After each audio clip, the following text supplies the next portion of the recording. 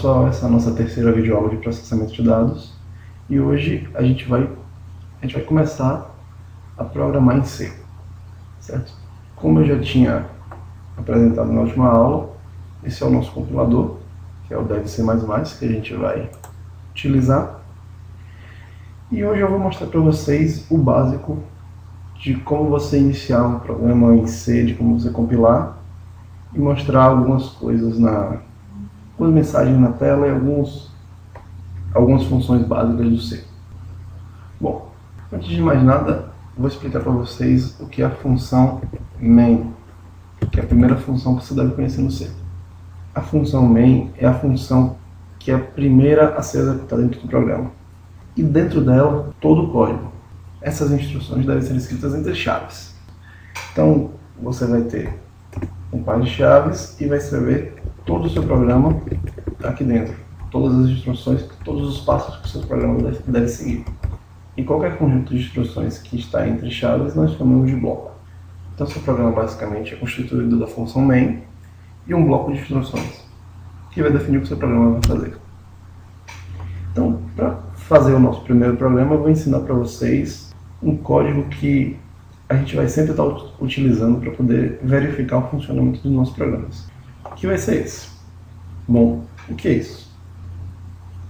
Aqui nós temos a função dentro do main, que vai ser executada, a função system, que é uma função que ela pausa o nosso programa. Então o nosso programa vai executar, quando chegar na função system ele vai pausar, até que a gente diga que pare, até a gente diga que ele possa continuar. Então a gente vai poder checar o funcionamento do programa, se ele está funcionando corretamente ou não, certo? Toda instrução em linguagem C tem que ser precedida por ponto e vírgula. Essa primeira linha é onde nós incluímos uma biblioteca, que é um conjunto de funções. Então a função system não existe em C, ela existe na biblioteca std.lib.h. Nós temos que incluir essa biblioteca no nosso programa para poder usar as funções da biblioteca. E system é uma função da biblioteca standard library. Certo? Então primeiro nós precisamos incluir com essa linha a função stdlib. Então nós podemos usar a função system.out. Então se a gente tentar compilar, a gente tenta executar o nosso programa. Você vê que o programa executa e não faz nada. Ele só diz que a gente pode pressionar qualquer tecla para continuar, que é justamente o que a função system faz. Então a gente vai usar dessa propriedade da função system para poder checar as respostas de vários de nossos problemas. Bom, além da biblioteca padrão, temos a biblioteca stdio.h, ou stdio.h, que seria a biblioteca de funções de entrada e saída padrão. São funções que a gente comumente vai usar para imprimir coisas na tela do seu computador, para ler informações do seu teclado, de vários outros meios de entrada de dados. E o primeiro exemplo de uma função de saída de dados é a função printf, que é escrita dessa forma. Ela pertence à biblioteca stdio, e escrita assim, e entre os parênteses nós colocamos a mensagem ou a string que queremos que seja exibida na tela do nosso programa. E como qualquer string em C, deve ser escrita entre aspas duplas. Nós não podemos escrever um string com aspas simples ou duas aspas simples, temos que escrever com aspas duplas. Então escrevemos a mensagem. Bom, como exemplo temos aqui a string clássica de qualquer linguagem de programação, que é o Hello World.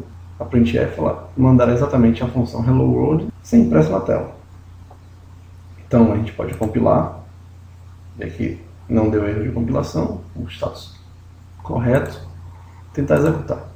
A gente observa que na nossa tela temos aqui o Hello World que a gente mandou que aparecesse, logo depois temos a mensagem pressione qualquer tecla para continuar, que é composta da nossa função system.pause. Você pode reparar que não tem uma divisão. Foi impresso a mensagem da printf, logo depois, sem espaço, sem uma nova linha, a mensagem da função system_pause. Isso porque nós não mandamos que o programa fizesse isso, ele só manda exatamente o que ele só faz exatamente o que a gente manda. Então, se você quiser que o seu programa não apareça desse jeito, você quer que o Hello World apareça numa linha e o pressione qualquer tecla apareça em outra linha, você deve usar um caractere especial que é chamado de constante de barra invertida, que é uma barra invertida seguida de um N. Esse caractere serve para indicar que você quer que a próxima mensagem do seu programa seja escrita numa linha nova. É como se fosse um Enter. Você dá um Enter, então sua próxima mensagem é escrita na próxima linha.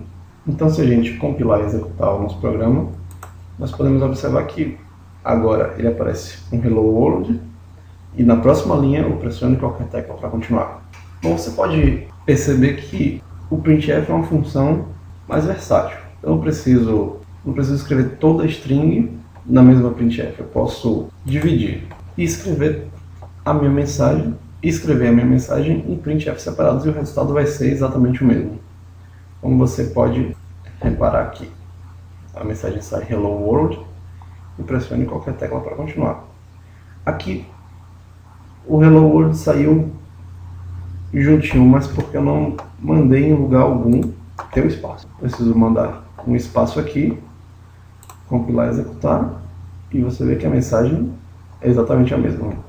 O programa ele funciona por partes, né? Ele primeiro executa esse printf, depois esse, por fim esse, para depois pausar. Então você não precisa escrever toda a string num único printf, você pode escrever mensagens em partes diferentes, em funções diferentes. Certo? Assim como você não precisa escrever numa única linha, você pode separar seus printfs em várias linhas,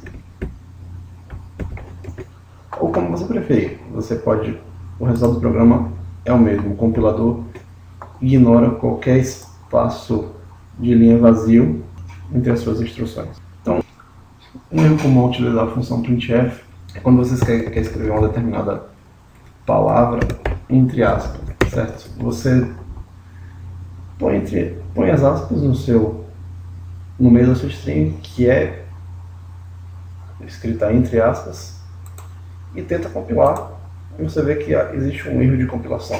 Isso porque o caractere aspas duplas em C é um caractere especial delimitador de strings. Suas strings sempre têm que ser escritas entre aspas duplas. Então, quando você escreve aspas dentro de aspas no C, ele só considera a primeira e a segunda aspas duplas que acontece. E todo o resto que você escreveu é um lixo que o programa não entende, que o compilador não vai entender. Então isso vai dar seu erro de compilação. Então quando você quer escrever um mundo entre aspas, você tem que colocar uma barra invertida antes de cada aspas. Por quê? Porque aqui você vai conseguir escrever do jeito correto que você pretendia. Mas por quê?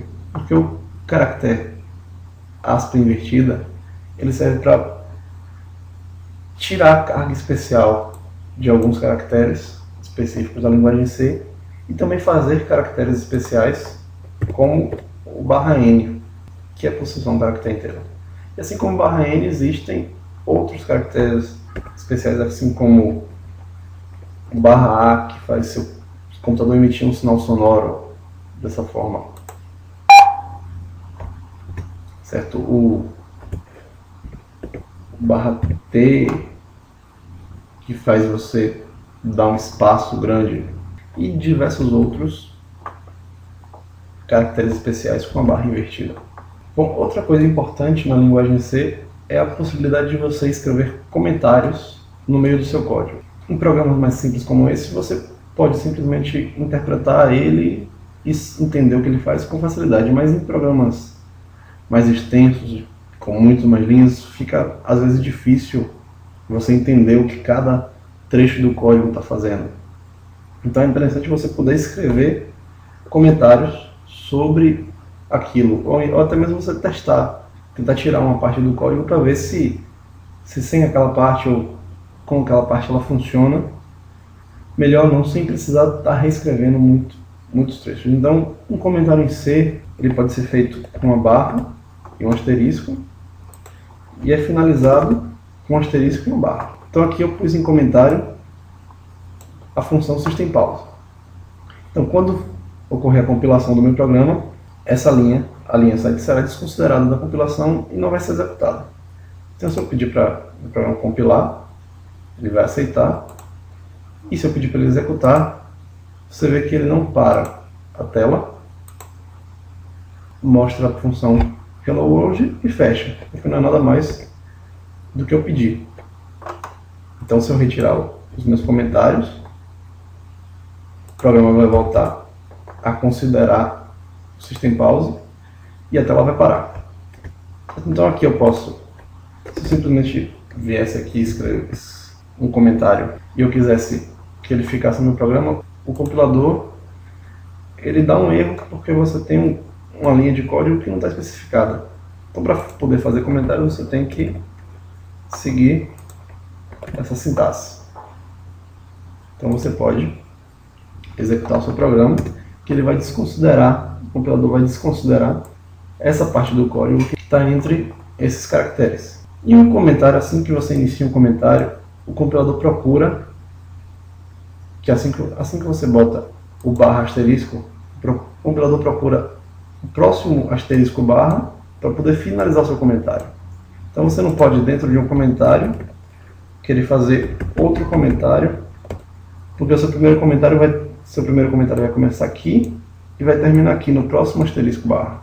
Então essa parte do código inteira vai ser considerada lixo e vai dar erro na sua compilação.